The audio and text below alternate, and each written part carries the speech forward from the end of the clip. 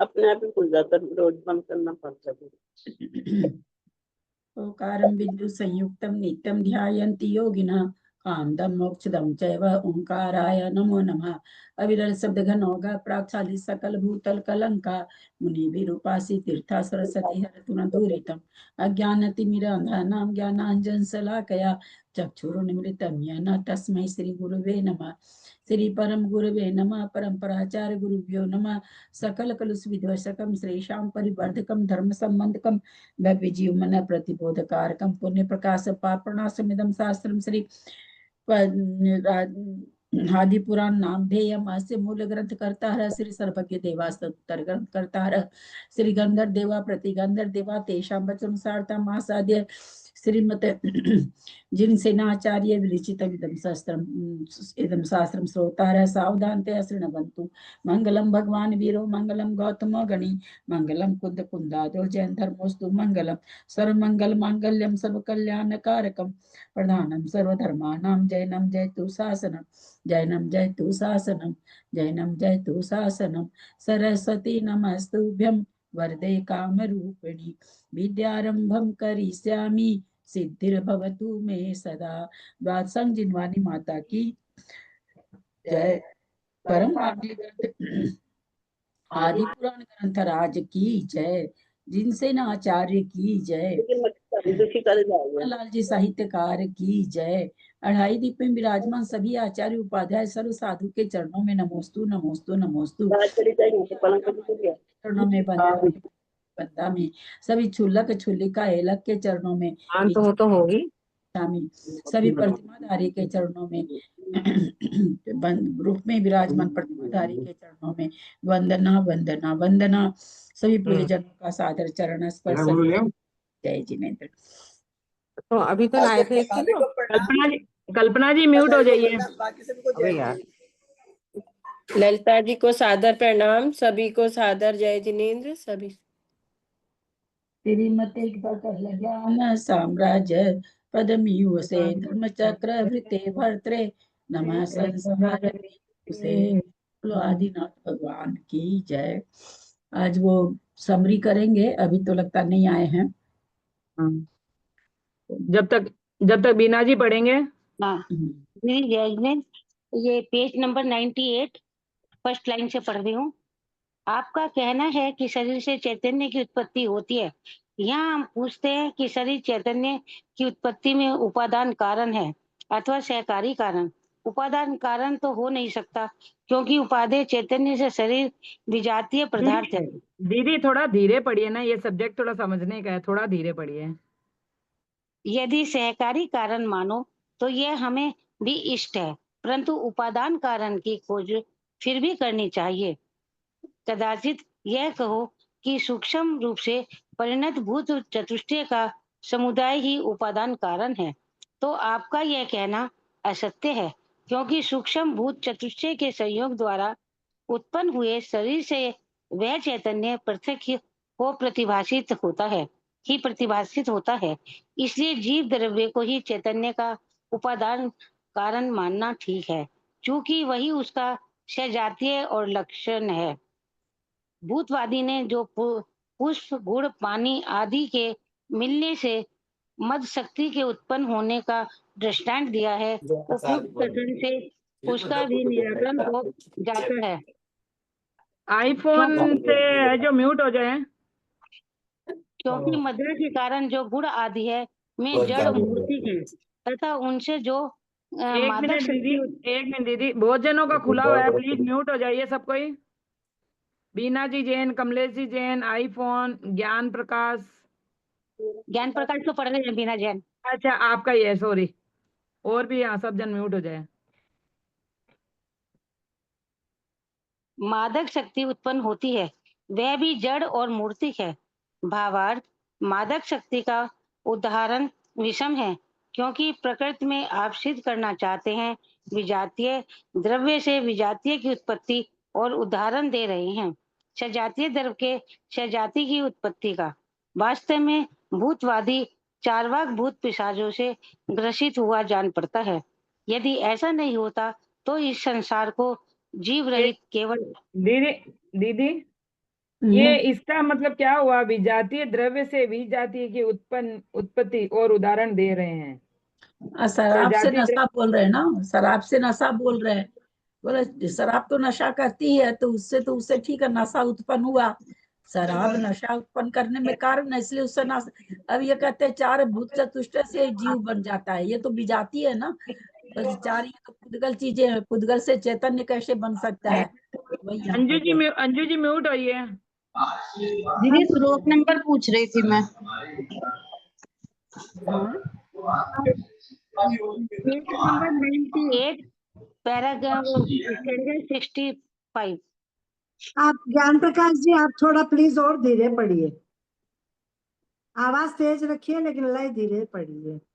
सभी को जय जिनेन्द्र। हाँ दीदी बताइए, अब समझाइए थोड़ा दीदी।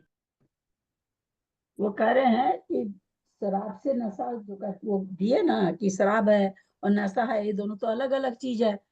जैसे शराब से नशा उत्पन्न हो सकता है, वैसे भूत चतुष्टय से, पृथ्वी जल अग्नि वायु से चैतन्य की उत्पत्ति हो सकती है। आप क्यों नहीं मानते?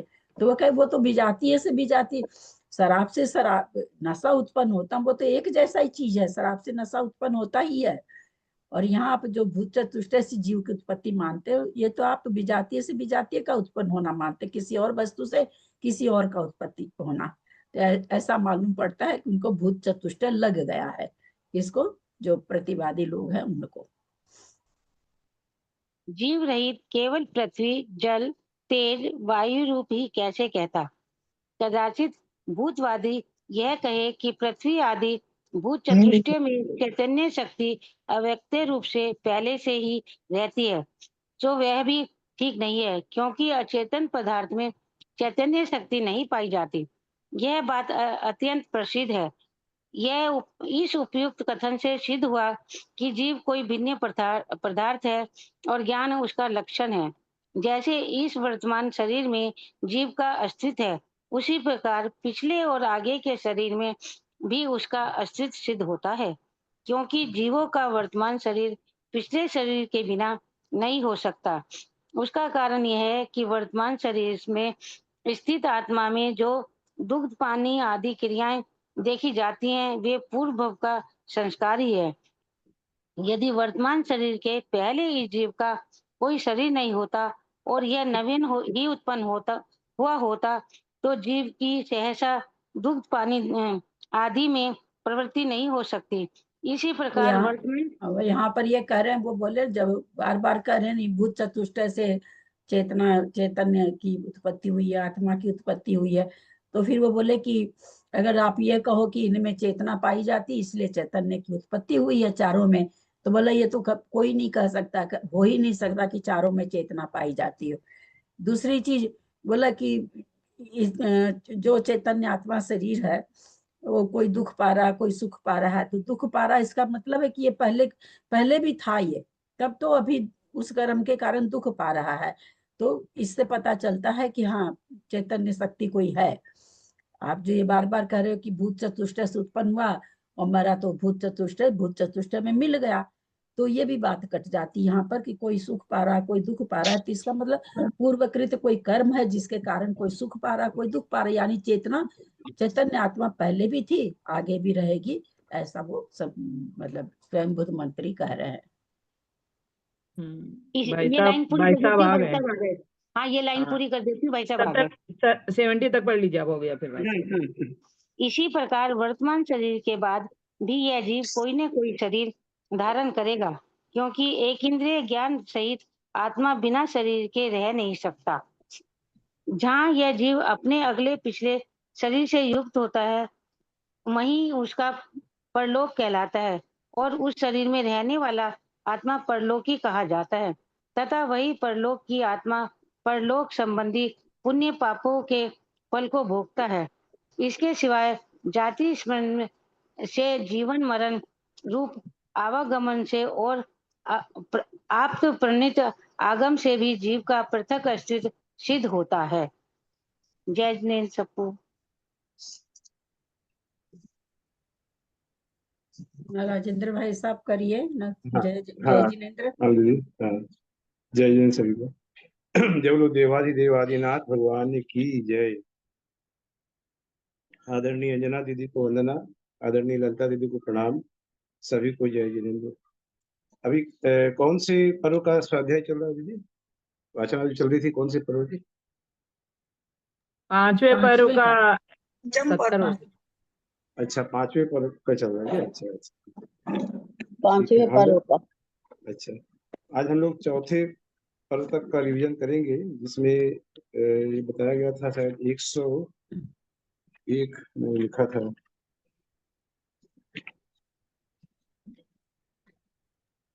130 31 तक का कितना लिखा था? 30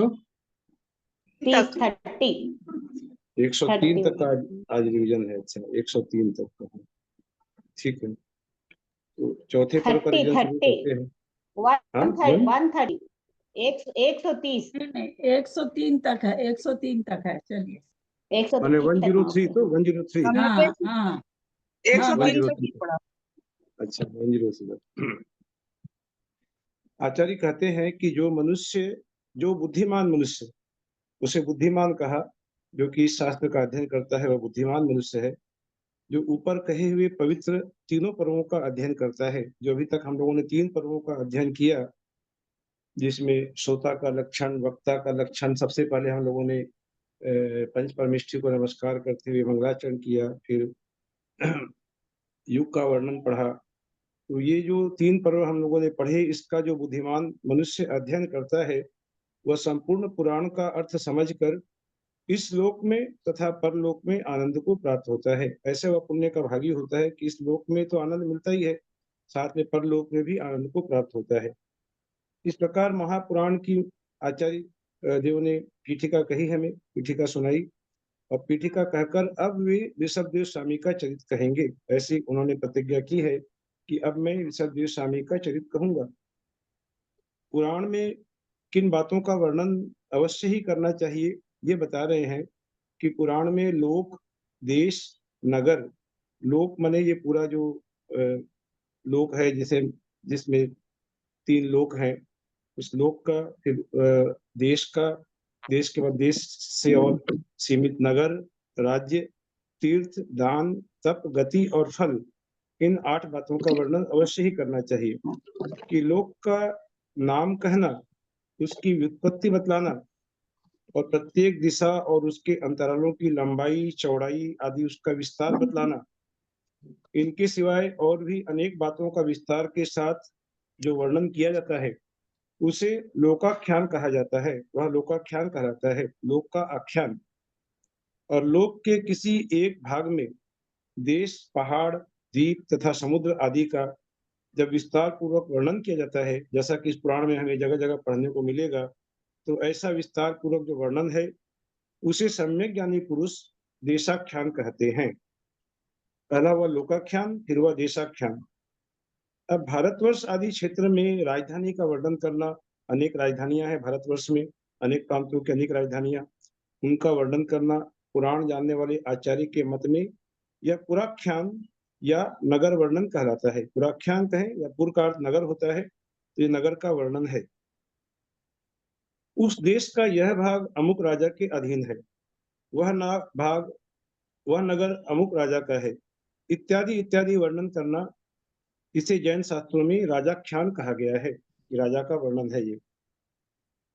अब तीर्थ किसे कहते हैं, इसकी परिभाषा बताई कि जो इस अपार संसार समुद्र से पार करे, उसे तीर्थ कहते हैं।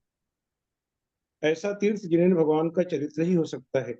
जिनेंद्र भगवान का चरित्र ही ऐसा है जिसे पढ़कर सुनकर इस अपार संसार से पार हुआ जा सकता है।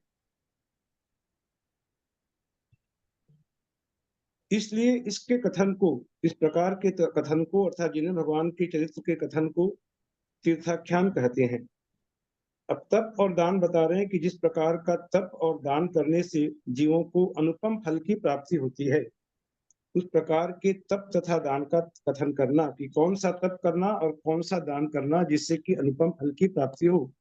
कि तप अनेक प्रकार का होता है, सम्यक तप भी है, तो साथ साथ कुतप भी है, और दान भी है, जो पात्र को दान भी है, अपात्र दान भी है, कुपात्र दान भी है। तो ये किस प्रकार का दान करने से या किस प्रकार का तप करने से जीवों को अनुपम फल की प्राप्ति होती है, ऐसे तप तथा दान का कथन करना यह तप दान कथा कहलाती है। और नरक आदि के भेद से गतियों के 4 भेद माने गए हैं, स्वर्ग, नरक और तिर्यंच गति और मनुष्य गति। ये 4 भेद जो माने गए हैं, उनके कथन को करने को गत्याख्यान कहते हैं। और संसारी जीवों को जैसा कुछ पुण्य और पाप का फल प्राप्त होता है, उसका मोक्ष प्राप्ति पर्यंत वर्णन करना कि संसारी जीव अपने कर्म के अनुसार पुण्य और पाप दोनों प्रकार के फल प्राप्त करते हैं, उन फलों का मोक्ष प्राप्ति पर्यंत वर्णन करना, इसे फलाख्यान कहते हैं। इस प्रकार संक्षेप में सब बता दिया कि लोकाख्यान, देशाख्यान, पुराख्यान, ये तीर्थ, दान, गति और अंत में जो फल, इन 8 बातों की जो परिभाषा संक्षेप में यहाँ बताई गई। अब आचार्य कहते हैं कि इन 8 आख्यानों में से यहाँ नाम के अनुसार सबसे पहले लोकाख्यान का वर्णन करते हैं, अर्थात लोक का वर्णन पहले बता रहे हैं, और अन्य जो 7 आख्यान हैं उनका वर्णन भी समय के अनुसार यह भी हमें मिलता रहेगा। जैसा सरिता जी म्यूट हो जाइए। हाँ जी, जैसा कथा का जैसा प्रसंग होगा, उस प्रसंग के अनुसार बाकी के 7 आख्यानों का वर्णन भी हमें समय समय पर प्राप्त होता रहेगा। तो अब लोक का वर्णन बता रहे हैं कि जिसमें जीव आदि पदार्थ अपनी अपनी पर्यायों सहित देखे जावें। जीव अजीव आदि जो पदार्थ हैं, ये अपनी अपनी पर्याय के सहित जहाँ देखे जाते हैं, उसे लोक कहते हैं। तत्वों के जानकार आचार्यों ने लोक का यही स्वरूप बताया है। जहाँ जीव आदि द्रव्यों का विस्तार निवास करता हो, उसे क्षेत्र कहते हैं। सार्थक नाम होने के कारण विद्वान पुरुष लोक को ही क्षेत्र कहते हैं। ये बता दिया कि लोक को ही क्षेत्र कहते हैं। अब जीव आदि पदार्थों को अवगाह देने वाला यह लोक अकृत्रिम है। अकृत्रिम अर्थात यह कृत्रिम नहीं है, किसी ने इसे बनाया नहीं है। ये बता रहे हैं कि किसी का बनाया हुआ यह लोक नहीं है, यह नित्य है, शाश्वत है, और इसका कभी सर्वथा प्रलय नहीं होता। अर्थात ऐसा कोई समय नहीं आता कि पूरा का पूरा लोक पूरा नष्ट हो जाए। उसके कुछ कुछ भाग में प्रलय होता है, लेकिन सर्वथा प्रलय नहीं होता। यह अपने आप ही बनाया हुआ है और अनंत आकाश के ठीक मध्य भाग में लोक स्थित है। ऐसे लोगों का दुराग्रह दूर करने के लिए यहाँ सर्वप्रथम सृष्टिवाद की ही परीक्षा की जाती है। अर्थात बहुत से ऐसे दुराग्रही लोग होते हैं जो ये मानते हैं कि यह लोक ने इसकी रचना की है, किसी ने लोक का निर्माण किया है। कोई ऐसा व्यक्ति भी है जो कि विध्वंस करता है, कोई निर्माण करता है और कोई पालन करता है। इस प्रकार के जो दुराग्रह हैं, उन दुराग्रहों को दूर करने के लिए यहाँ कहते हैं कि सर्वप्रथम सृष्टिवाद की ही परीक्षा की जाती है कि सृष्टिवाद क्या है, जिसे सृष्टिवाद कहा जाता है। यदि हम यह मान लेते हैं कि लोक को कोई बनाने वाला है, तो हमें विचार करना चाहिए। यहाँ पर बहुत से दृष्टांत दे करके इन बातों का खंडन किया गया है कि सबसे पहले यह तर्क दिया गया कि हम मान लेते हैं कि लोक को कोई बनाने वाला है, तो यह विचार करना चाहिए कि वह सृष्टि के पहले लोक की रचना करने के पूर्व सृष्टि के बाहर कहाँ रहता था। इसने इस लोक की रचना की है। लोक की रचना करने के पहले जब सृष्टि के बाहर, अर्थात उस समय जब सृष्टि नहीं थी, तो उसके बाहर वह कहाँ रहता था, किस जगह बैठकर लोक की रचना करता था। या यूं कहो कि वह आधार रहित और नित्य है, वह बनाने वाला, तो उसने सृष्टि को कैसे बनाया और बनाकर कहाँ रखा। ये सब प्रश्न हमारे पास उपस्थित होते हैं। दूसरी बात क्या है कि आपने उस ईश्वर को एक माना है। क्या माना है? आपने उस ईश्वर को एक माना है। जैसा कि हम लोग ने बचपन में पढ़ाई की किताबों में पढ़ा है, क्या पढ़ा? ईश्वर एक है, गॉड इज वन, ऐसा हम लोगों ने पढ़ा है सभी ने। लेकिन जब हम कुछ बड़े हुए, जब हमने शास्त्रों का कुछ अध्ययन किया, तो हमने क्या पाया कि ईश्वर एक नहीं है, ईश्वर अनेक है। ऐसा हमें ज्ञान हुआ कि ईश्वर अनेक है, अनेक नहीं है बल्कि अनंत है, और अनंत ही नहीं बल्कि अनंतानंत ईश्वर है। ऐसा हमारा जैन दर्शन में हमें यह ज्ञान प्राप्त हुआ। लेकिन यदि हम ये कहते हैं, या मान लेते हैं कि हाँ चलो ईश्वर एक ही है और वह शरीर रहित है, तो इससे भी वह सृष्टि का रचयिता नहीं हो सकता, क्योंकि एक ही ईश्वर, यदि एक ईश्वर अनेक रूप संसार की रचना करने में कैसे वह समर्थ हो सकता है, कैसे वह बना सकता है, तथा शरीर रहित वह ईश्वर जो शरीर रहित है, जिसका शरीर नहीं है, वह अमूर्तिक ईश्वर है। और ऐसा अमूर्तिक ईश्वर मूर्तिक वस्तुओं की रचना कैसे हो सकती है, उसके द्वारा कैसे की जा सकती है। हम लोग लोक में यह प्रत्यक्ष देखते हैं कि मूर्तिक वस्तुओं की रचना मूर्तिक पुरुष के द्वारा ही हो सकती है। जैसे कि यहाँ उदाहरण के रूप में बताया कि मूर्तिक कुम्हार, कुम्हार जो है वह मूर्तिक है, उसका एक आकार दिखाई पड़ता है कि यह कुम्हार है, और वह कुम्हार ही, वह मूर्तिक कुम्हार ही मूर्तिक घट आदि की रचना करता है। मिट्टी के अनेक प्रकार के वह जो कुम्हार है वह अनेक प्रकार के पात्र आदि बनाता है। तो इससे ये समझ में आता है कि मूर्तिक जो व्यक्ति है वही मूर्तिक वस्तुओं की रचना कर सकता है। और एक बात यह भी है कि जबकि संसार के समस्त पदार्थ कारण सामग्री के बिना नहीं बनाए जा सकते, तब ईश्वर उसके बिना ही लोक को कैसे बना सकता है, कि बिना किसी कारण सामग्री के कैसे बना सकता है। यदि घट बनाना है तो उसके लिए मिट्टी आदि उपकरण होना जरूरी है, तभी वह घट आदि बना सकता है। तो बिना सामग्री के वो कैसे बना सकता है, और बाद में लोग को बनाता है, तो यह भी ठीक नहीं है।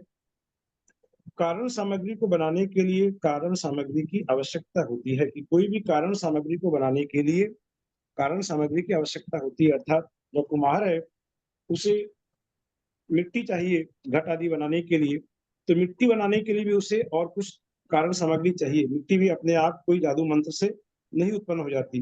तो ऐसा कहते हैं कि यदि ईश्वर उस कारण सामग्री को भी पहले बनाता है, तो फिर दूसरी कारण सामग्री के योग्य, फिर तीसरी कारण सामग्री के योग्य उसे पहले भी बनाना पड़ेगा।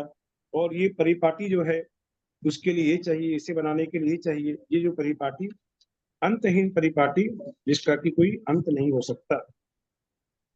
यदि हम ये कहें कि वह कारण सामग्री जिसकी अभी बात चल रही थी वह स्वभाव से अपने आप बन जाती है, यदि ऐसा कहते हैं तो उसे ईश्वर ने नहीं बनाया है, वह अपने आप बन जाती है। यदि ऐसा मान ले तो यह बात लोक में भी लागू हो सकती है कि लोक भी अपने आप बन जाता है, लोक को किसी ने बनाया नहीं।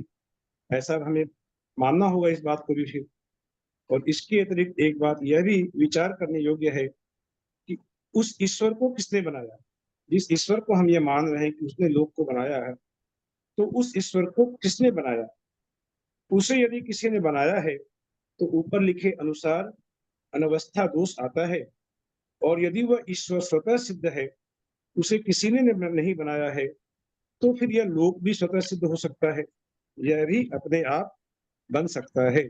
यहाँ दो कारण बताए कि कारण सामग्री यदि स्वभाव से ही अपने आप बन जाती है, तो लोक भी अपने आप क्यों नहीं बन सकता।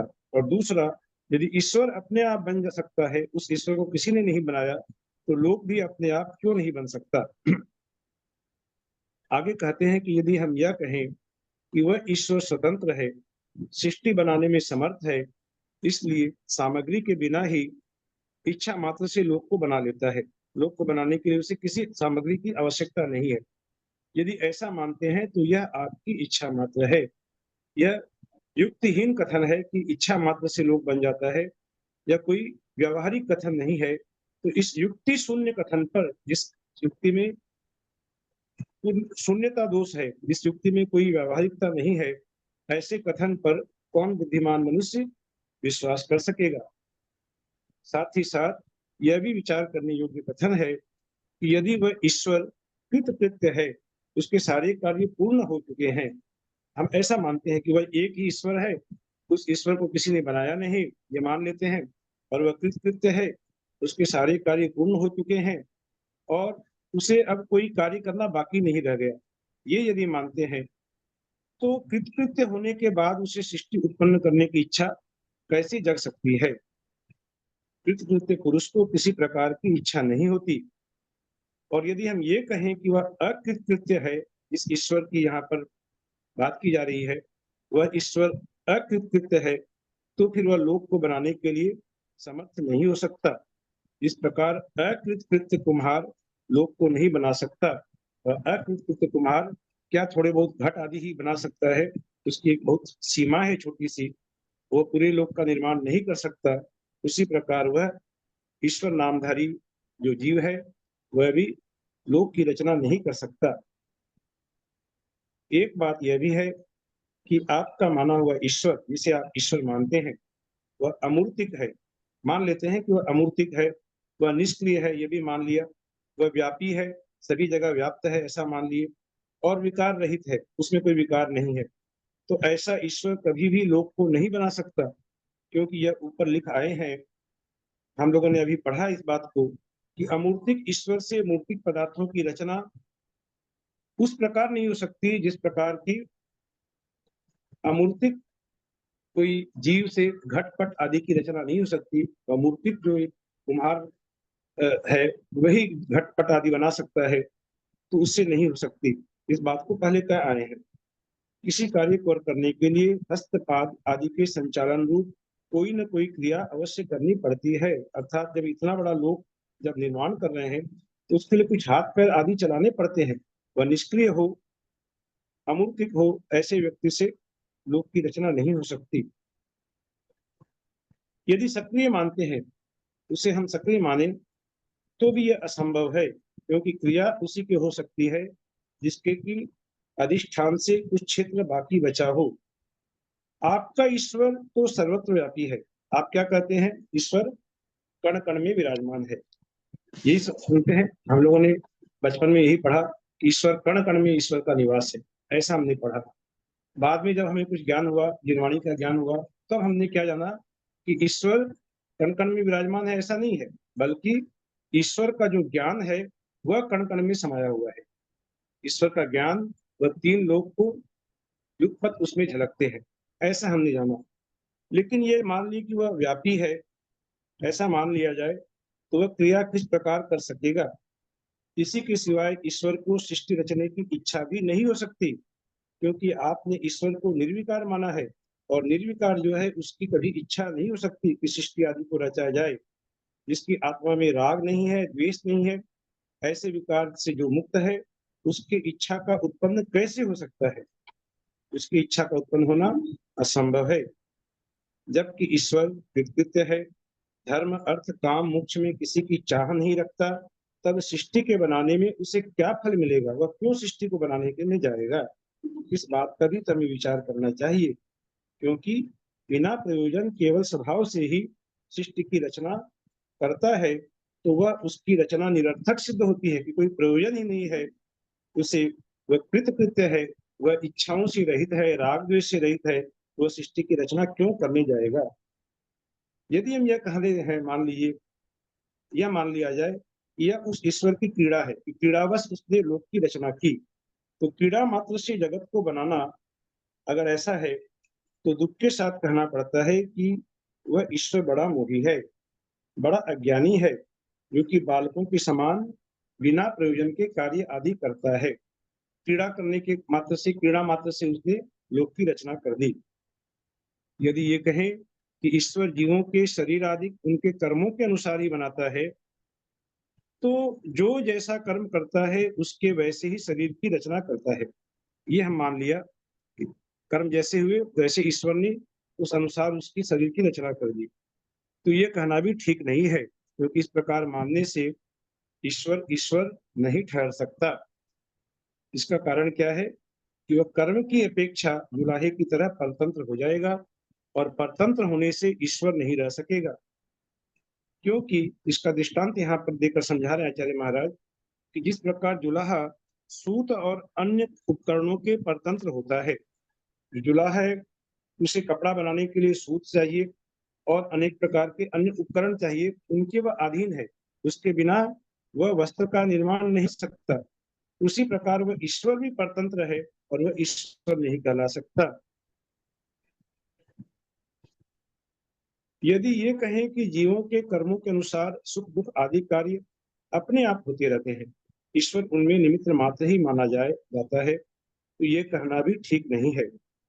क्योंकि जब सुख दुख आदि कार्य कर्मों के अनुसार अपने आप सिद्ध हो जाते हैं, तब आप व्यर्थ ही ईश्वर की पुष्टि करते हैं। फिर ईश्वर का उसमें कहाँ रोल रहा?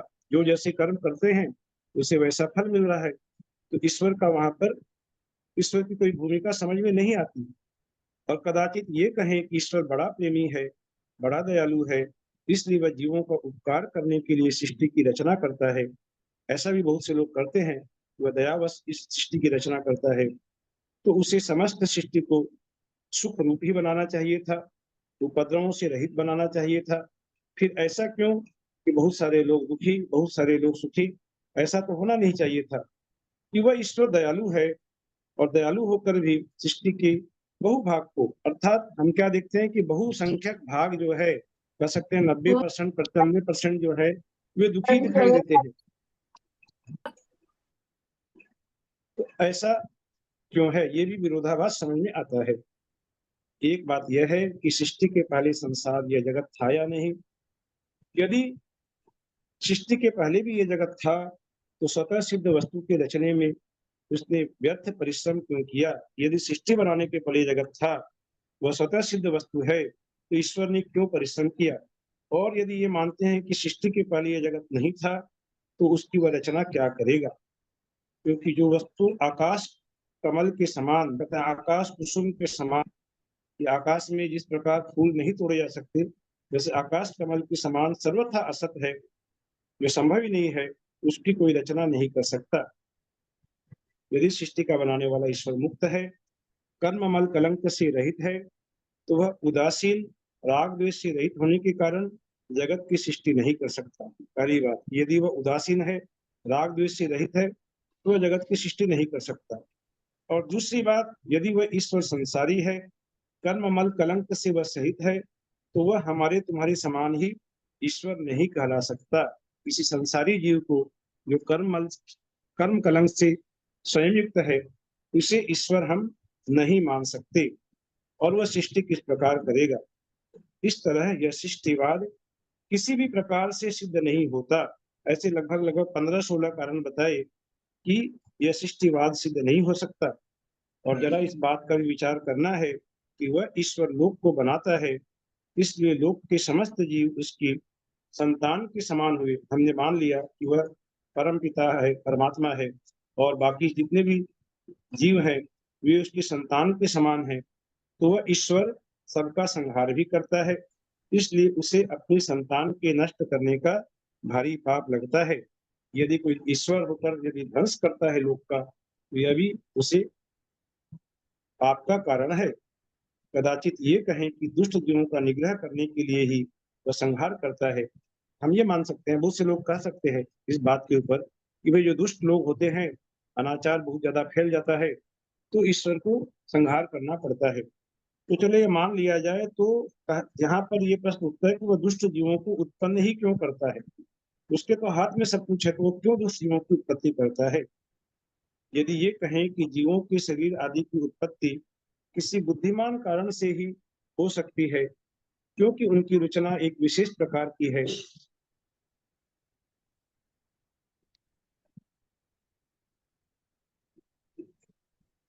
जिस प्रकार किसी ग्राम आदि की रचना विशेष प्रकार की होती है, अतः वह किसी बुद्धिमान कारीगर का बनाया हुआ होता है, उसी प्रकार जीवों के शरीर की रचना भी विशेष प्रकार की होती है, अतः वे भी किसी बुद्धिमान कर्ता के बनाए हुए हैं, और वह बुद्धिमान कर्ता ईश्वर ही है। ऐसा भी तर्क दिया जा सकता है कि वह बुद्धिमान कर्ता ईश्वर ही है, जो कि जिस प्रकार नगर ग्राम आदि विशेष बुद्धिमान कारीगर जो है वे बनाते हैं, उसी प्रकार ईश्वर ही विशेष विभिन्न प्रकार के शरीरों की रचना करता है। तो आपका यह हेतु ईश्वर का अस्तित्व सिद्ध करने में समर्थ नहीं है, क्योंकि विशेष रचना आदि की उत्पत्ति अन्य प्रकार से भी हो सकती है। इस संसार में शरीर, इंद्रियां, सुख दुख आदि जितने भी अनेक प्रकार के पदार्थ देखे जाते हैं, उन सब की उत्पत्ति चेतन आत्मा के साथ संबंध रखने वाले कर्म रूपी विधाता के द्वारा ही होती है। जितने भी पदार्थ हम देखते हैं, उन सब की उत्पत्ति चेतन आत्मा के साथ संबंध रखने वाले कर्म रूपी विधाता के द्वारा ही होती है। कि विधाता जो है, विधाता कौन हुआ? कर्म को ही विधाता कहा यहाँ पर, कि कर्म जो है वही विधाता है। विधाता बोल करके कोई एक जो कल्पना की जाती है, यह नहीं। जो प्राणियों का जो कर्म है वही विधाता है, उस कर्म रूपी विधाता के द्वारा ही होती है। कर्म जो कर्म संसार के जीव जो कर्म करते हैं, जो भी अच्छे बुरे कर्म करते हैं, उसी को यहाँ विधाता कहा कि ऐसे कर्म की विधाता के द्वारा ही होती है। इसलिए आचार्य कहते हैं, आचार्य प्रतिज्ञा पूर्वक कहते हैं कि संसारी जीवों के अंग उपांग आदि में जो विचित्रता पाई जाती है वह सब निर्माण नामक नाम कर्म रूपी विधाता की कुशलता से ही उत्पन्न होती है। अब यहाँ पर आचार्य जो सभी बातों का सारांश क्या बताया कि नाम कर्म रूपी विधाता, जिस नाम कर्म के उदय से विभिन्न प्रकार के शरीरों की प्राप्ति होती है जीवों को, यह नाम कर्म रूपी विधाता उसकी कुशलता से ही यह शरीर आदि उत्पन्न होते हैं। इन कर्मों की विचित्रता से अनेक रूपता को प्राप्त हुआ यह लोक ही इस बात को सिद्ध कर देता है कि शरीर इंद्रिय आदि अनेक रूपधारी संसार का कर्ता संसारी जीवों की आत्माएं ही है और अन्य कोई नहीं, बल्कि स्वयं संसारी जीवों की जो आत्माएं हैं वही इस संसार का कर्ता है और कर्म उनके सहायक हैं। अर्थात ये संसारी जीव ही अपने अपने कर्म के उदय से प्रेरित होकर शरीर आदि संसार की यह सृष्टि जो होती है यह इस प्रकार होती है। विधि सष्टा, जैसे कहते हैं विधि, जैसे कहते हैं विधि का विधान ही है ये, तो विधि का विधान क्या है, यहाँ का है विधि सष्टा, विधाता कहें, विधाता या दैव कहें कि दैव योग से ऐसा हो गया, कहते हैं दैव योग से इस प्रकार बाल बाल बच गए, ऐसा कहते हैं। जैसे कहने में आता है कि ये दैव पुराकृत कर्म और ईश्वर ये सब कर्म रूपी। प्लीज हाँ पेज नंबर बताइए, श्लोक नंबर पे। पेज नंबर 72 और श्लोक नंबर 36।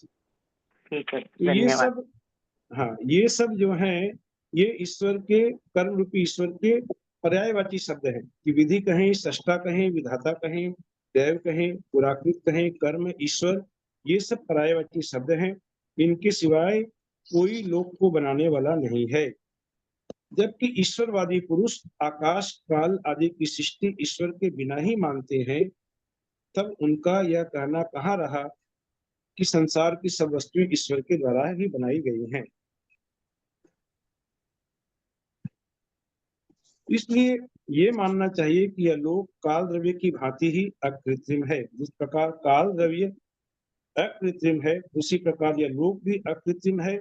यह लोक अनादि निधन है, अनादि काल से यह लोक चला आ रहा है, इसका कोई आदि या अंत नहीं है, यह आदि अंत से रहित है और जीव अजीव आदि तत्वों का आधार होकर ये लोक आधार है जीव अजीव आदि तत्वों का, तो ऐसा होकर यह हमेशा प्रकाशमान रहता है।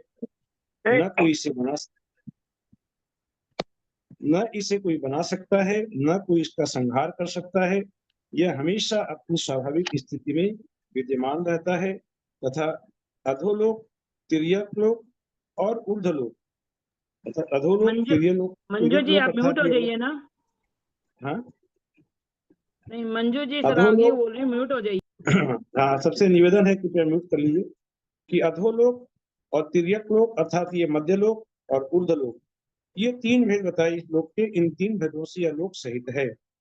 इसका आकार कैसा है अब आगे ये बता रहे हैं। पहले तो ये इस प्रकार से लगभग कितने 18 प्रकार के तर्क देकर आचार्य महाराज ने इस बात का खंडन किया कि यह लोक किसी का बनाया हुआ है। इस बात को खंडन करके इस पक्ष का मंडन किया कि यह लोक अनादि निधन है, किसी ने इस लोक को बनाया नहीं, यह अकृत्रिम है। अब इस लोक की के आकार को बता रहे हैं कि लोक का आकार कैसा है कि वेत्रासन झल्लरी और मृदंग का जैसा आकार होता है, वैसे ही अधोलोक, मध्यलोक और ऊर्ध्वलोक का भी ठीक वैसा ही आकार होता है। अर्थात यहाँ पर तीन बातें कही, वेत्रासन, झल्लरी और मृदंग। तो अधोलोक जो है वह वेत्रासन के समान नीचे से विस्तृत है और ऊपर सकड़ा है, और मध्यलोक झल्लरी के समान सब ओर से फैला हुआ है, और ऊर्ध्वलोक मृदंग के समान यह बीच में चौड़ा है और दोनों भागों में सकड़ा है। जैसा कि लोकाकार पुरुष का आकार हम लोग जिनवाणी आदि में या मंदिरों में देखते हैं कि एक पुरुष है जो कि कमर में हाथ रखकर नीचे के दोनों पैर फैलाए हुए खड़ा है, तो वैसा ही आकार उस लोक का होता है। बुद्धिमान पुरुष लोक का वैसा ही आकार मानते हैं। यह लोक अनंतानंत आकाश के मध्य भाग में स्थित तथा घनोवधित घनवात और तनुवात इन तीन प्रकार के विस्तृत वात वलयों से घिरा होता है, और ऐसा मालूम होता है मानो अनेक रस्सियों से बना हुआ छेका ही हो। विद्वानों ने मध्यम लोक का विस्तार एक राजू कहा है। और पूरे लोक की ऊंचाई उससे 14 गुनी बताई, अर्थात 14 राजू पूरे लोक का विस्तार और मध्य लोक एक राजू पूरा लोक मध्य लोक से 14 गुना ज्यादा कहा। यह लोक अधोभाग में 7 राजू, मध्य भाग में 1 राजू, ऊर्ध्व लोक के मध्य भाग में 5 राजू और सबसे ऊपर जहाँ की सिद्ध लोक है उसे कहा 1 राजू। वह मध्य लोक के बराबर ही की चौड़ाई है कि मध्य लोक की भी 1 राजू और सबसे ऊपर जो सिद्ध लोक है उसकी भी 1 राजू चौड़ाई बताई। इस लोक के मध्य में असंख्यात यह मध्य लोक जो है यह असंख्यात द्वीप समुद्रों से विद्यमान है। ये द्वीप समुद्र कम कम से दूने दूने विस्तार वाले हैं और वलय के समान हैं। जम्बू द्वीप थाली के समान है, बाकी जो द्वीप हैं वे समुद्र वलय के समान बीच में खाली हैं। इस मध्यम लोक के मध्य भाग में जम्बू द्वीप है। जम्बू द्वीप गोल है और लवण समुद्र से घिरा हुआ है। इस जम्बू द्वीप के बीच में नाभि के समान मेरू पर्वत है। जिस प्रकार हमारे शरीर में नाभि मध्य भाग में रहती है उसी प्रकार जम्बू द्वीप के मध्य भाग में सुमेरु पर्वत है। यह जम्बू द्वीप 1 लाख योजन चौड़ा है। हिमवत आदि 6 कुलाचलों, भरत आदि 7 क्षेत्रों और ये गंगा सिंधु आदि जो 14 महानदियां हैं इनसे विभक्त होकर यह अत्यंत शोभायमान हो रहा है। इसी जम्बू द्वीप में मेरू पर्वत से पश्चिम की ओर विदेश क्षेत्र में एक गंधील नाम का देश है। इतनी यहाँ पर बात बता के लोक का विस्तार बता के लोक का संक्षेप में वर्णन करते हुए अब आचार्य महाराज हमें उस नगर की ओर लिए चलते हैं जिस नगर से ये आदि पुराण की कथा आरंभ होती है। उस नगर की ओर हम चलते हैं। क्या बता रहे हैं कि जम्बू द्वीप से मेरू पर्वत से पश्चिम की ओर विदेश क्षेत्र में गंधील नाम का देश। देश कैसा है? स्वर्ग के टुकड़े के समान। देश क्या है? मनुष्य स्वर्ग का टुकड़ा ही है, ऐसा वह शोभायमान देश है। इस देश की पूर्व दिशा में मेरू पर्वत है, पश्चिम में उर्मी मालिनी विभंग नदी है, दक्षिण में सीतोदा नदी है और उत्तर में नीलगिरी है। यह देश विदेश क्षेत्र के अंतर्गत है। यहाँ से मुनि लोग हमेशा कर्म रूपी मल को नष्ट कर विदेह अर्थात शरीर रहित, विदेह देह का अर्थ होता है शरीर और विदेह माने शरीर रहित होना। तो यहाँ पर ऐसी विशेषता है कि यहाँ पर मुनि लोग कर्म रूपी मल को नष्ट कर विदेह होते रहते हैं, अर्थात शरीर रहित होते हुए यहाँ के लोग निर्वाण को प्राप्त होते रहते हैं। इसलिए इस क्षेत्र का विदेह जो नाम है ये सार्थक नाम है, क्योंकि ये यहाँ हमेशा चौथे काल की व्यवस्था रहती है और अनादिकाल से यहाँ जो जीव सुख प्राप्त होते आए हैं आगे भी रहेंगे। तो ऐसे देश क्षेत्र का जो वर्णन किया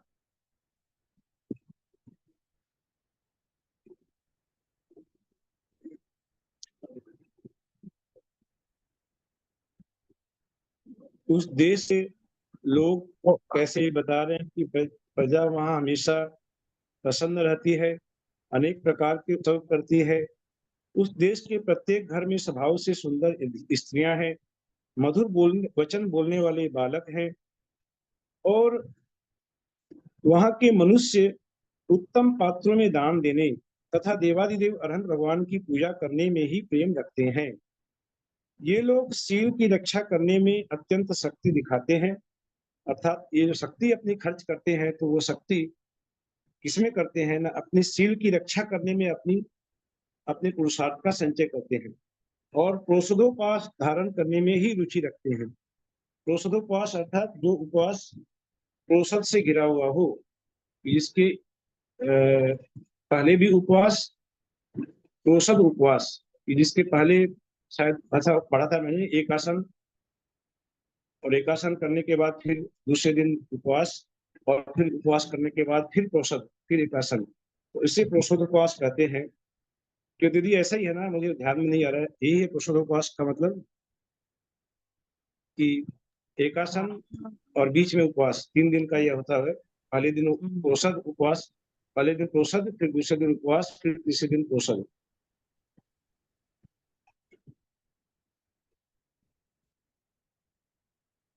तो ये औषधोपवास धारण करने में यहाँ के लोग रुचि रखते हैं।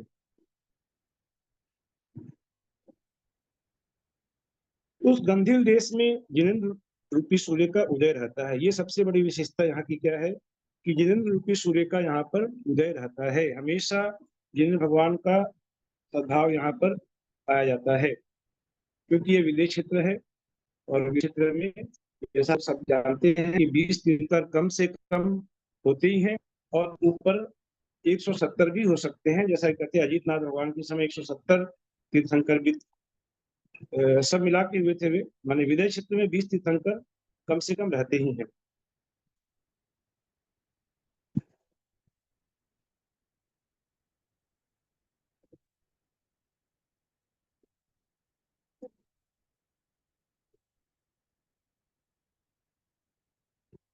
उस देश के सीमा प्रदेशों पर हमेशा फलों से शोभायमान धान आदि के खेत बहुत ही शोभायमान होते थे।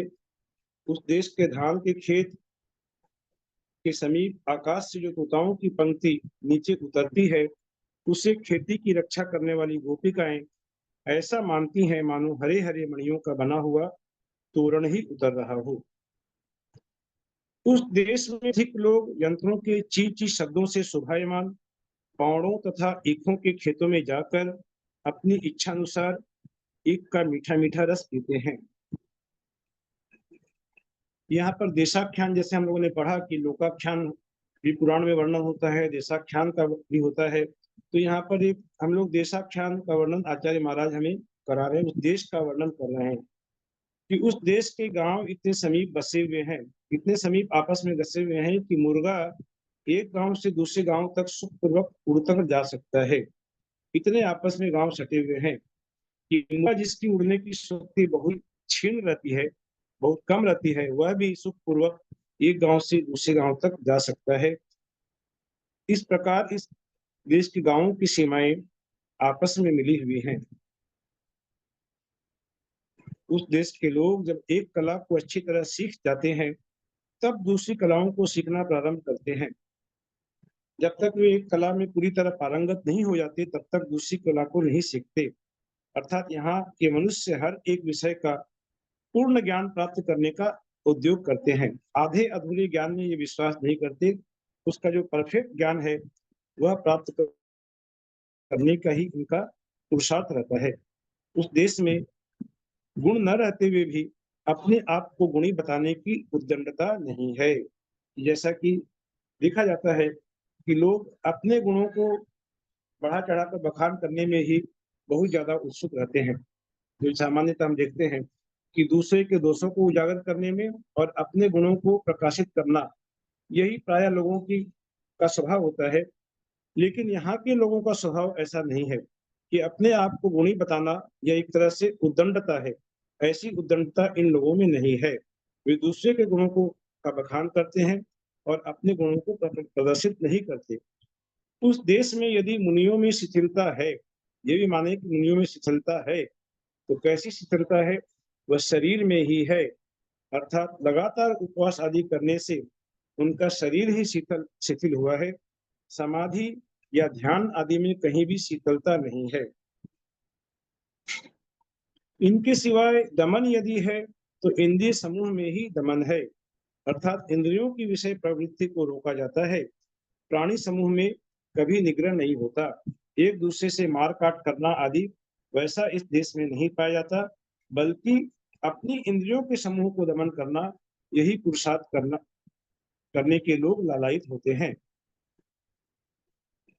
उस देश में उद्वास ध्वनि अर्थात कोलाहल पक्षियों के घोंसले में ही होता है कि पक्षियों के घोंसले में ची ची ची ची की जो आवाज होती है, जब हम कभी जब जाते हैं शिखर जी के पहाड़ आदि में भी जाते हैं, तो वहां पर कुछ एक विशेष स्थान पर आकर इस प्रकार का कोलाहल सुनाई पड़ता है, ऐसा मनोरम कि जहाँ पर मानो हजारों पक्षी एक साथ चहचहा रहे हैं, तो वह आवाज वहां पर कानों में जैसे गूंजती है। तो वही कहते हैं कि कोलाहल यदि है तो पक्षियों के घोंसले में ही है और अन्यत्र कहीं कोलाहल नहीं है। तथा वर्ण संकरता अर्थात अनेक रंगों का मेल चित्रों के सिवाय और कहीं नहीं है। वहां के मनुष्य वर्ण संकर अर्थात व्यभिचार जात नहीं है। वर्ण संकर होना माने एक एक दूसरे के धर्म जाति आदि से जो विवाह करना, जैसे अभी आजकल प्रचलन चल पड़ा है कि सभी एक दूसरे में मिक्स हो गए हैं, तो वो वर्ण संकरता है। तो ऐसी वर्ण संकरता उस देश में नहीं पाई जाती। वहां के मनुष्यों में कभी भंग अर्थात विनाश नहीं होता। मद तरुण हाथियों के गंडस्थल से झरने वाला तरल पदार्थ का विकार हाथियों में होता है, लेकिन वहां के मनुष्यों में मद नहीं होता। कि हाथियों के गंडस्थल में तो मद झरता है, लेकिन मनुष्य में अहंकार वहां नहीं पाया जाता। ऐसे सरल स्वभावी परिणाम के वहां के मनुष्य होते हैं। दंड की कठोरता कमलों में ही है, वहां के मनुष्यों में दंड नहीं है, उन्हें कड़ी सजा नहीं दी जाती थी। तथा जल का संग्रह तालाबों में ही होता है, वहां के मनुष्यों में जल संग्रह नहीं होता। यहाँ पर जल संग्रह का अर्थ बताया कि ड और ल में अभेद होने के कारण जड़ संग्रह अर्थात मूर्ख मनुष्यों का संग्रह नहीं होता। जल संग्रह का यहाँ दो अर्थ बताया कि एक तो जल का संग्रह तालाब में जो जल संग्रह होता है, और एक जल संग्रह अर्थात जड़ संग्रह। जड़ माने मूर्ख, तो मूर्ख मनुष्यों का संग्रह उस देश में नहीं होता।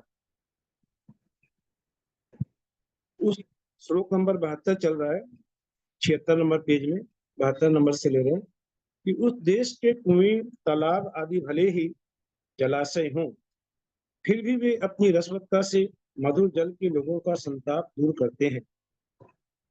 उस देश की नदियां ठीक वेश्याओं के समान शोभायमान होती हैं। अब यहाँ नदियों को वेश्याओं के समान बता दिया, क्यों?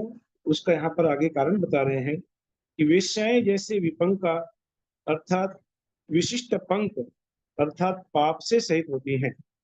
वेश्याओं का क्या परिभाषा बताई कि विशिष्ट पंक, पंक का अर्थ होता है कीचड़ या पाप होता है, तो विशिष्ट पंक यहाँ पर पाप लिया कि विशिष्ट पंक अर्थात पाप से जैसे सहित होती हैं, उसी प्रकार यहाँ की नदियां भी विपंका अर्थात कीचड़ रहित हैं। कि विपंका अर्थात कीचड़ नहीं रहित है, कि एक जो नदियां हैं वे तो कीचड़ रहित हैं, और जो वेश्याएं हैं वे पाप से सहित हैं।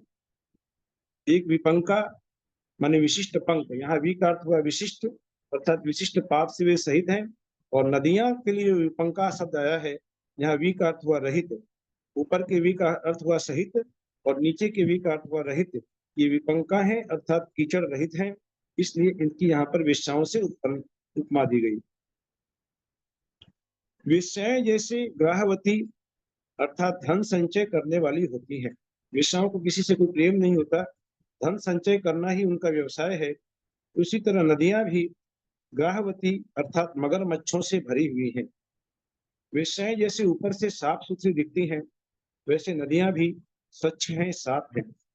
वेश्याएं जैसे कुटिल वृत्ति अर्थात मायाचारिणी होती हैं, उसी प्रकार वे नदियां भी कुटिल वृत्ति अर्थात टेढ़ी मेढ़ी बहने वाली हैं।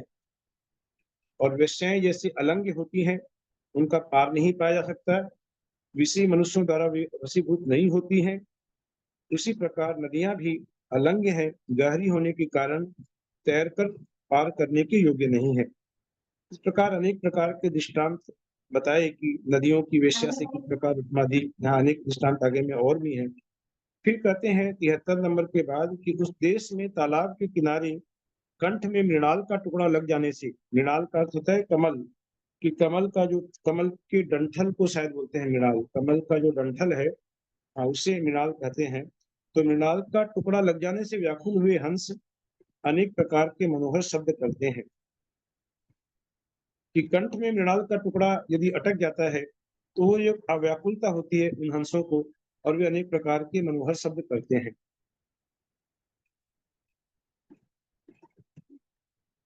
जिसके सींगों की नोक पर, पेज नंबर 77 चल रहा है, कि जिसके सींगों की नोक पर कीचड़ लगी हुई है, जो बड़ी कठिनता से वश में किया सकते हैं, ऐसे गर्वीले बैल उस देश के स्थल कमलियों को उखाड़ा करते हैं। उस देश के जिन मंदिरों में संगीत के समय जो तबला आदि बजते हैं, अब उनके शब्दों को, उन तबला आदि के शब्दों को मेघ का शब्द समझकर हर्ष से उन्मत्त हुए मयूर असमय में वर्षा ऋतु के बिना ही नृत्य करने लगते हैं। कि मंदिर में तबला आदि वाद्य यंत्र बज रहे हैं और वे यंत्र, उनकी इस प्रकार की ध्वनि वहां गूंज रही है कि मयूरों को भ्रम हो जाता है कि बादल गरज रहे हैं और वे नृत्य करने लगते हैं। उस देश की गायें यथा समय गर्भ धारण कर मनोहर शब्द करती हुई अपने पेय अर्थात दूध से सबका पोषण करती हैं। इसलिए वे मेघ के समान शोभायमान होती हैं, क्योंकि पेय का अर्थ दूध भी हुआ और पेय का अर्थ मेघ भी होता है। इसलिए वे गायें जो हैं वे मेघ के समान शोभायमान होती हैं। उस देश के बरसते हुए मेघ मदोन्मत्त हाथियों के समान शोभायमान होते हैं, क्योंकि हाथी जिस प्रकार पताकाओं के सहित होते हैं उसी प्रकार मेघ भी बलाकाओं की पंक्तियों से सहित हैं। हाथी जिस प्रकार गंभीर गर्जना करते हैं उसी प्रकार मेघ भी गंभीर गर्जना करते हैं, और हाथी जैसे मद बरसाते हैं वैसे मेघ भी पानी बरसाते हैं।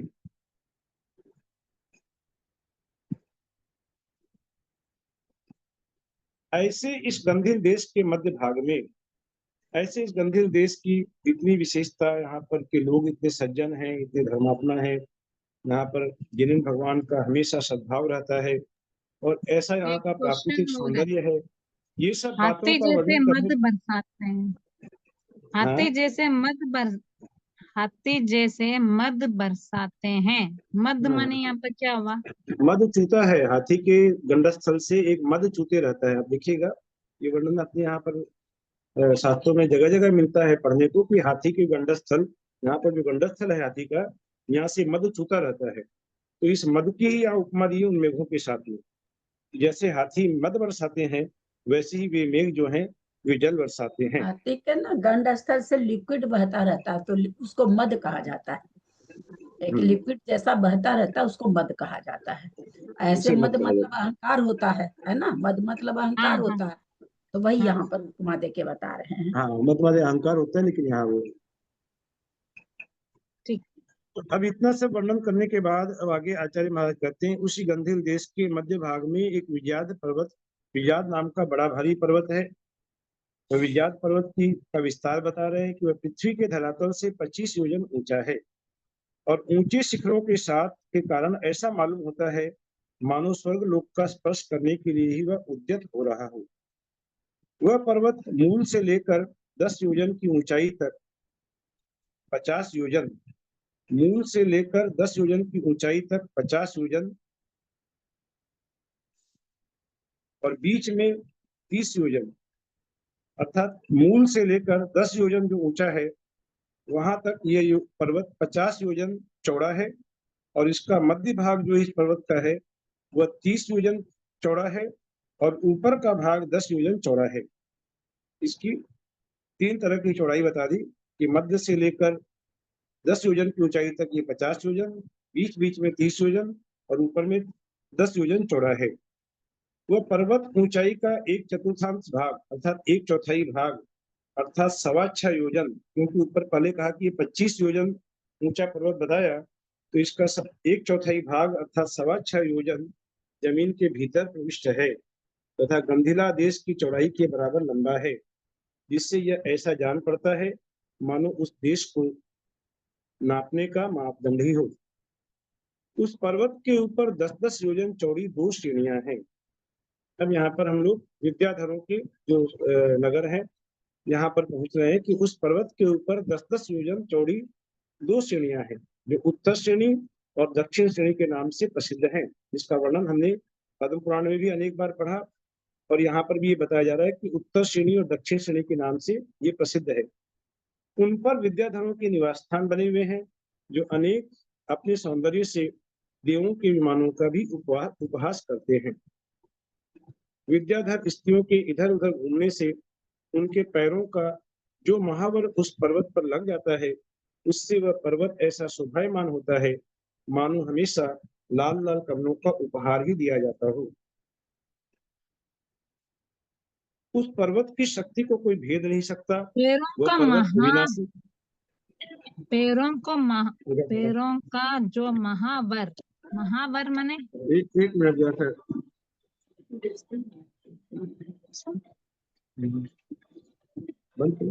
आलता होता है, आलता जो पैरों में आलता क्या पूछा, एक लगाते बार हैं। फिर से पूछिए दीदी, एक बार मेरे को सुनाई नहीं पड़ा, घंटी बजी मुझे।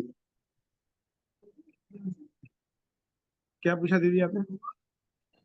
पैरों पैरों का जो महावर उस पर्वत पर लग जाता है। महावर का मतलब होना चाहिए कि वो पैरों में जो भी आलता आदि जो लगाती होंगी जो स्त्रियां, वह जो आलता पर्वत माने पर लग जाता है, उससे वह ऐसा शोभायमान होता है मानो उससे हमेशा लाल लाल कमलों का उपहार ही दिया जाता हो। गांव की वो औरतें पैरों हैं की ना, जो छाप लग जाती है वहां पर। गांव की औरतें जैसे अपने लोग मेहंदी लगाते हैं ना पैर में चारों बगल, हाँ वही, हाँ हाँ। हाँ वो महावर उसको महावर कहते। वो जब लड़की ससुराल जाती है ना, गांव की लड़कियां, तो महावर जैसे अपने मेहंदी लगाते हैं पियर ससुराल जाते हैं तो, या कोई त्योहार आता तो वो लोग उसको आलता भी कहते हैं, तो वो महावर लगाती हैं। वैसे ही चौड़ी चौड़ी लाल रंग का कोई घोल होता है, उसको वो लगाती है, उसको महावर कहते हैं। तो वो पैर जहाँ रखते हैं, जैसे अपने भी वहाँ मेहंदी छाप बन जाती है उनकी, हाँ। करते हैं तो मेहंदी लग जाती है ना, जमीन में लग जाती है मेहंदी, उसी तरह वो महावर लगा करके चलती है तो उसका रंग लग जाता है। तो उससे ऐसी शोभा होती है मानो लाल लाल कमलों का उपहार ही दिया जाता हो, ऐसी वहां पर शोभा बन जाती है। आगे कहा कि यह पर्वत का कोई भेदन नहीं कर सकता, यह अविनाशी है, अनेक विद्याधर इसकी उपासना करते हैं, इसलिए सिद्ध परमेष्ठी की आत्मा के समान यह शोभायमान होता है। कि जिस प्रकार सिद्ध परमेष्ठी की आत्मा भी अभेद्य शक्ति की धारक है, वैसे यह पर्वत भी अभेद्य शक्ति का धारक है। जिस प्रकार सिद्ध परमेष्ठी अविनाशी है, वैसे ये पर्वत भी अविनाशी है। और सम्यक ज्ञानी जीवों के द्वारा जिस प्रकार सिद्ध परमेष्ठी सेवित है और कर्म कलंक से रहित होने के कारण स्थायी विशुद्धता को धारण करते हैं, अत्यंत निर्मल है। यह पर्वत भव्य जीवों के समान है। जिस प्रकार भव्य जीव अनादिकाल से शुद्धि अर्थात सम्यक दर्शन, सम्यक ज्ञान और सम्यक चारित्र के द्वारा प्राप्त होने योग्य निर्मलता की शक्ति को धारण करता है, उसी प्रकार वह पर्वत भी अनादिकाल से शुद्धि अर्थात निर्मलता की शक्ति को धारण करता है। अंतर केवल इतना ही है। अब अंतर भी बता दिया कि अंतर क्या है, कि पर्वत दीक्षा धारण नहीं कर सकता, जबकि भव्य जीव दीक्षा धारण कर तपस्या कर सकता है। उस पर्वत पर चारण रिधि के धारक मुनि हमेशा सिंह के समान विहार करते रहते हैं, क्योंकि जिस प्रकार सिंह अकेला होता है, उसी प्रकार वे मुनि भी एकाकी भ्रमण करते हैं। सिंह को जैसे इधर उधर घूमने का भय नहीं रहता, वैसे ही उन मुनियों को भी इधर उधर घूमने अथवा चतुर्गति रूप संसार का कोई भय नहीं होता। सिंह के नख जैसे बड़े होते हैं, उसी प्रकार दीर्घ तपस्या करने के कारण उन मुनियों के भी नख बड़े होते हैं। और सिंह जिस प्रकार धीर होता है, उसी प्रकार वे मुनि भी अत्यंत धीर वीर हैं। ऐसी अनेक प्रकार की अलंकारिक भाषाओं से यहाँ पर सब वर्णन किया जा रहा है। अब आगे ये बता रहे हैं कि उस पर्वत के मनोहर शिखरों पर किन्नर और नाग कुमार जाति के देव चिरकाल तक पीड़ा करते करते अपने घरों को भी भूल जाते हैं। ये कहा अपने घरों को भी भूल जाते हैं। कि जो व्यंतर जाति के देव हैं, ये किन्नर या नाग कुमार जो भवनवासी देव हैं, ये देव जिनका जो अपना घर है, उनका स्थान है स्वर्गलोक में, उसे भी वे भूल जाते हैं और वे यहीं पर रम जाते हैं। उस पर्वत की रजतमयी सफेद दीवारों पर आगे वह विजयाद पर्वत रूपी राजा मुकुट के समान अत्यंत ऊंचे ऊंचे कूटों को धारण करता है। वह पर्वत तट के समीप खड़े हुए, श्लोक नंबर 98 ले रहे हैं, कि वह पर्वत तट के समीप खड़े हुए अनेक वनों से शोभायमान है, इसलिए नील वस्त्र को पहने हुए बलभद्र की उत्कृष्ट शोभा को धारण कर रहा है। कि बलभद्र नील वस्त्र पहनते हैं। अभी हम लोग हरिवंश पुराण पढ़ रहे हैं। हरिवंश पुराण में यही बताया गया कि श्री कृष्ण जो है वे पीत वस्त्र को धारण करते हैं और बलभद्र नील वस्त्र धारण करते हैं, नीले वस्त्र को। तो उसी बात का यहाँ वर्णन किया कि वह पर्वत तट के समीप खड़े हुए अनेक वनों से शोभायमान है, इसलिए नील वस्त्र को पहने हुए बलभद्र की उत्कृष्ट शोभा को वह पर्वत धारण कर रहा है। उस पर्वत पर कल वृक्षों के मध्य भाग मार्ग से सुगंधित वायु हमेशा धीरे धीरे बहता रहता है। उस वायु में इधर उधर घूमने वाली विद्याधरियों के नूपुरों का मनोहर शब्द भी मिला होता है। यदि यह पर्वत तिर्यक प्रदेशों में लंबा न होकर क्रीड़ा मात्र से आकाश में ही बढ़ा जाता तो जगत रूपी कुटी में कहाँ समाता। अर्थात पर्वत की ऊंचाई तो कितनी पढ़ी हम लोगों ने, 25 योजन पढ़ी। तो ऊंचाई में तो 25 योजन है, लेकिन चौड़ाई में ये इधर में लंबाई में काफी ज्यादा है। तो ये कह रहे हैं कि यदि ये लंबा नहीं होकर के यदि आकाश में ही बढ़ा जाता, यदि ऊंचाई यदि प्राप्त करता यह पर्वत, लंबाई की जगह यदि ऊंचाई को प्राप्त करता उसी रूप में, तो जगत रूपी कुटी में यह कहाँ समा पाता। इसकी इतनी ऊंचाई हो जाती कि यह कहाँ समा सकता। ऐसा यहाँ पर कहना चाह रहे हैं कि यह पर्वत इतना ऊंचा और इतना निर्मल है कि अपने ऊंचे ऊंचे शिखरों द्वारा कुलाचलों के साथ भी स्पर्धा करने के लिए तैयार रहता है। 103 हो गया, आज 103 तक का ही है ना आज। हाँ 103 तक का यहाँ पे इस प्रकार वर्णन हो गया। मेरे को लगता है 103 है ना, उससे कुछ ज्यादा है। नहीं 103 ही है भैया जी। 103 ही लिखा है ना, सब ठीक है। हाँ आज का वर्णन हमने पढ़ लिया इतना। अब इसके बाद आगे और पढ़ेंगे। तो इस प्रकार इस नगर का जो वर्णन करते करते शायद मुझे ऐसा ध्यान में आ रहा है कि आगे हमें ये पढ़ने को मिलेगा कि जो आदिनाथ भगवान की जो 10 भावों का वर्णन बताया जाएगा, उस 10 भावों में पहला जो भाव है वो इसी नगर से संबंधित होना चाहिए। जिस नगर का हम वर्णन पढ़ रहे हैं मुझे पूरा याद नहीं है, तो जो पहला भाव इसी नगर से संबंधित होगा, इसीलिए इस नगर का इतने विस्तार के साथ वर्णन कर रहे हैं आचार्य महाराज। ऐसा ही होना चाहिए जहां तक मुझे ध्यान में है।